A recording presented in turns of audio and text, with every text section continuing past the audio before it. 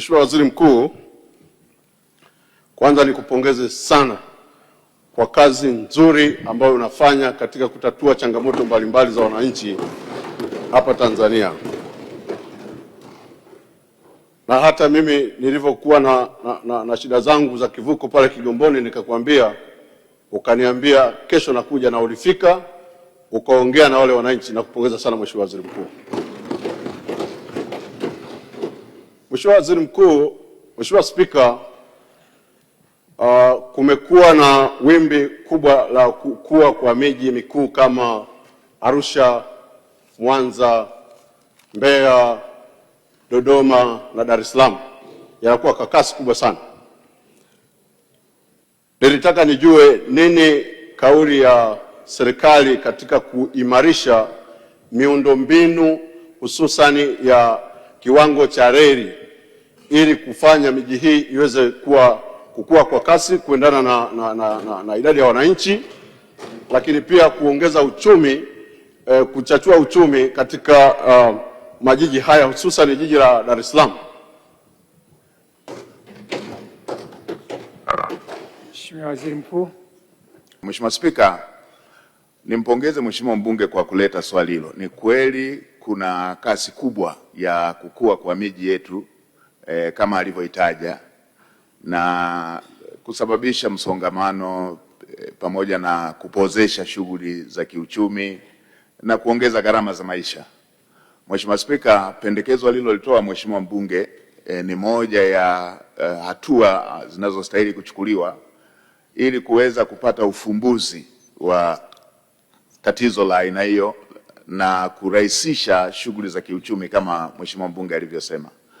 Tayari serikali imeanza kuchukua hatua, moja ikiwa ni kuchukua hatua za sasa za kuondoa misongamano katika miji yetu inayokuwa. Hatua hizo ambazo zimeanza kuchukuliwa kwa sasa ni kuongeza idadi ya barabara za ndani na kuzijenga kwa kiwango cha lami, barabara za mitaa. Lakini hatua nyingine inayochukuliwa Mheshimiwa Spika, imekuwa ya kujenga njia za mzunguko ili magari ambayo hayana ulazima kupita katikati ya miji hiyo yasipite, bali yatumie njia za mzunguko. Tumeshafanya hivyo kwa hapa Dodoma, ujenzi unaendelea kwa Iringa, ujenzi ulishakamilika kwa Arusha, tuna mpango huo na shughuli zinaendelea kwa Mwanza, tuna mpango kama huo na shughuli zinaendelea kwa Mbeya, tuna shughuli ya aina hiyo mkoa wa Ruvuma na maeneo mengine mengi ambako bypass zinajengwa. Kusudi lake ni kudecongest, kuondoa misongamano katikati ya majiji yetu.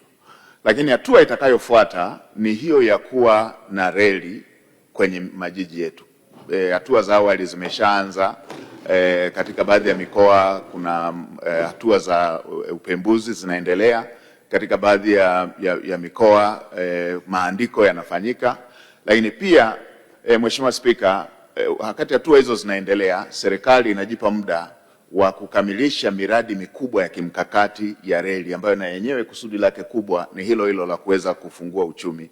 Kama ambavyo mnajua, Dar es Salaam Dodoma operation zimeshaanza, lakini bado tuna kazi ya kufungua hivi vipande viwili mpaka Tabora, Dodoma Tabora, lakini pia na vipande viwili, kimoja cha katikati cha Tabora Isaka, Isaka Mwanza tuko hatua nzuri, tunaelekea 70% sasa, lakini pia cha Tabora Kigoma kuelekea nchi za jirani Burundi, lakini pia tuna kipande kingine cha kutokea Kaliua kwenda mpaka kule Mpanda. Kwa hiyo kadri ya hatua za kifedha zinavyoruhusu, tutarejea kuwekeza pia kwenye ujenzi wa zile reli za ndani ya majiji yetu ili kuweza kufungua uchumi ndani ya majiji yetu. Na Mheshimiwa Spika, serikali iko wazi kutumia hata njia za ubia katika kujenga reli hizo sambamba na zile za mikoa mingine ambazo zimebainishwa katika ilani ya uchaguzi.